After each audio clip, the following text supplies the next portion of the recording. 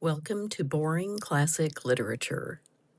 All of the stories and poems read on this channel are read by me, a real person.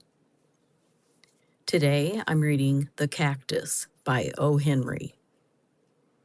The Cactus.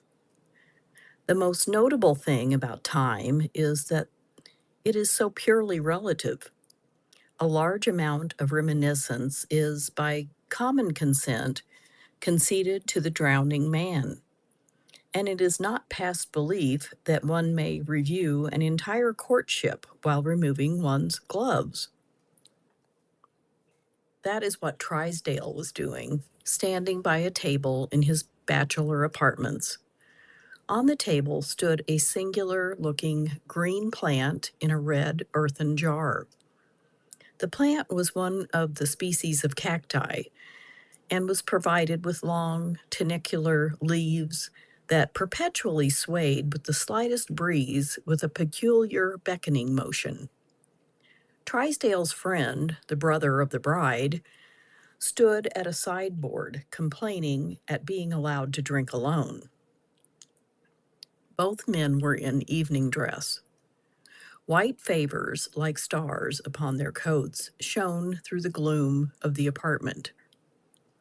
As he slowly unbuttoned his gloves, there passed through Trisdale's mind a swift, scarifying retrospect of the last few hours.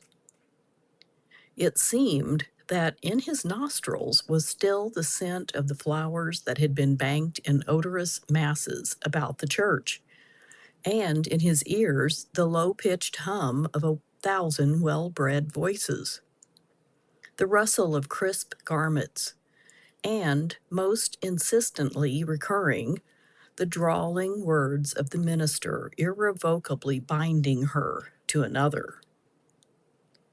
From this last hopeless point of view he still strove, as if it had become a habit of his mind to reach some conjecture as to why and how he had lost her. Shaken rudely by the uncompromising fact, he had suddenly found himself confronted by a thing he had never before faced. His own innermost, unmitigated, arid, unbedecked self. He saw all the garbs of pretense and egoism that he had worn now turn to rags of folly. He shuddered at the thought that to others before now, the garments of his soul must have appeared sorry and threadbare. Vanity and conceit? These were the joints in his armor, and how free from either she had always been. But why? As she had slowly moved up the aisle toward the altar, he had felt an unworthy, sullen exultation that had served to support him. He had told himself that her paleness was from thoughts of another than the man to whom she was about to give herself.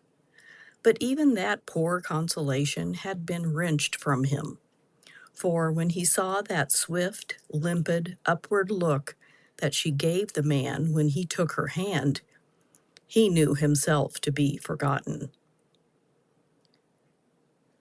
Once that same look had been raised to him, and he had gauged its meaning.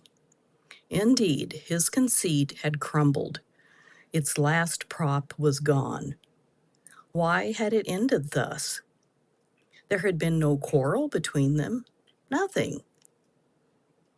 For the 1,000th time he remarshaled in his mind the events of those last few days before the tide had so suddenly turned.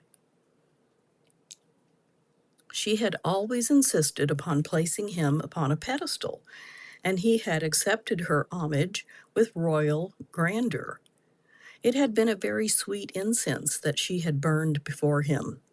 So modest, he told himself, so childlike and worshipful, and, he would have once have sworn, so sincere. She had invested him with an almost supernatural number of high attributes and excellencies and talents and he had absorbed the oblation as a desert drinks the rain that can coax from it no promise of blossom or fruit. As Trisdale grimly wrenched apart the seam of his last glove, the crowning instance of his fatuous and tardily mourned egoism came vividly back to him. The scene was the night when he had asked her to come up on his pedestal with him and share his greatness.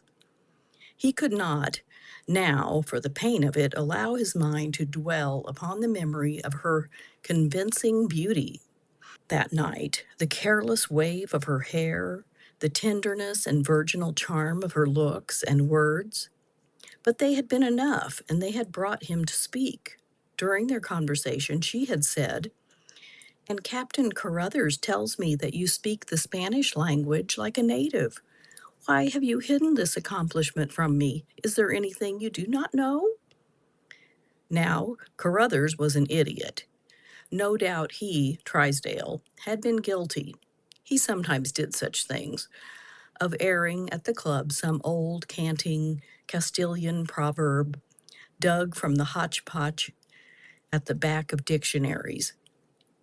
Carruthers, who was one of his incontinent admirers, was the very man to have magnified this exhibition of doubtful erudition.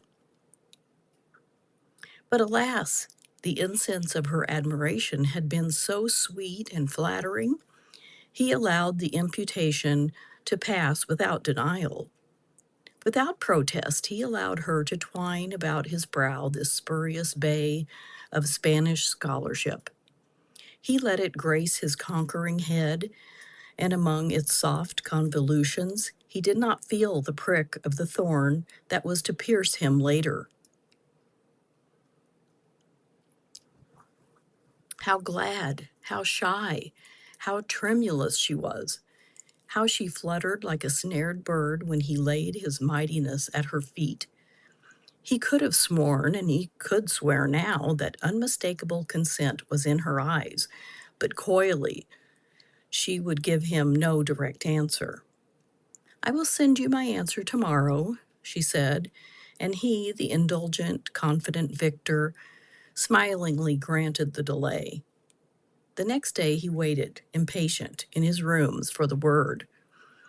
At noon her groom came to the door and left the strange cactus in the red earthen jar.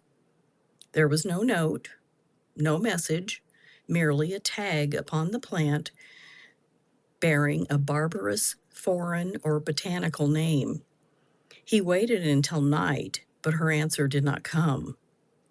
His large pride and hurt vanity kept him from seeking her. 2 evenings later, they met at a dinner. Their greetings were conventional, but she looked at him, breathless, wondering, eager. He was courteous, adamant, waiting her explanation. With womanly swiftness, she took her cue from his manner and turned to snow and ice. Thus, and wider from this on, they had drifted apart. Where was his fault? Who had been to blame? Humbled now, he sought the answer amid the ruins of his self-conceit. If the voice of the other man in the room, querulously intruding upon his thoughts, aroused him. "I say, Trisdale, what the deuce is the matter with you? You look unhappy, as if you yourself had been married, instead of having acted merely as an accomplice. Look at me, another accessory, come 2,000 miles on a garlicky, cockroachy banana steamer, all the way from South America to connive at the sacrifice. Please to observe how lightly my guilt rests upon my shoulders. Only little sister I had, too, and now she's gone. Come now, take something to ease your conscience." "I don't drink just now, thanks," said Trisdale. "Your brandy," resumed the other, coming over and joining him, "is abominable.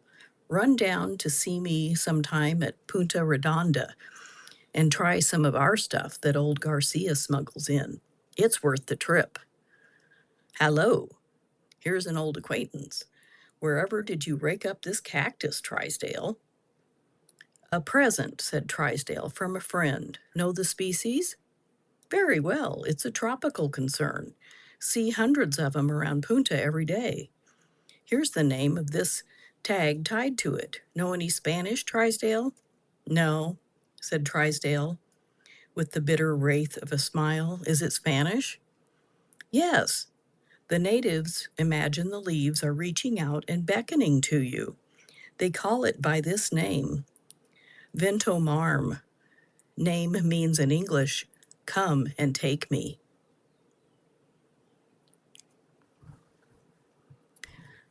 Thank you for listening to The Cactus by O. Henry. If you enjoyed this recording, please give the video a like and consider subscribing to the channel. It helps me bring more stories and poems to you.